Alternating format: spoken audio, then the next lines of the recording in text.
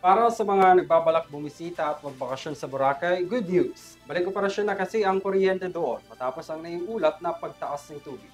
May report si Catherine Landicho. Muling naibalik ang supply ng kuryente sa isla ng Boracay at mga kalapit na bayan matapos ang pansamantalang itigil ang trabaho dahil sa mataas na tubig, dagat. Ayon sa mga otoridad, mahalagang hakbang ito upang matiyak ang kaligtasan ng mga linemen na nagtatrabaho sa masalimuot o manu kondisyon. Ayon kay Energy Secretary Sharon Garin, naibalik na ang kuryente at nananatili ang mga tauhan sa site upang patatagin ang sistema at tapusin ang mga permanenteng pagsasaayos. Nagsimula ang blackout noong Sabado, September 13.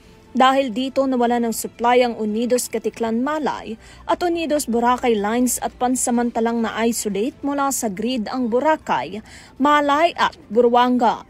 Agad naman na nag-deploy ng repair at patrol teams ang National Grid Corporations of the Philippines o NGCP at Aklan Electric Cooperative o AKELCO na kalaunay na tunto ng sira sa mga underground cable malapit sa arrival area ng Caticlan Airport. Upang mapabilis ang pagbabalik ng kuryente, 8 na buong repair teams ang agad na ipinadala ng NGCP at AKELCO. Para sa Euro TV News, Catherine Landicho, sumasaludo sa bawat Pilipino.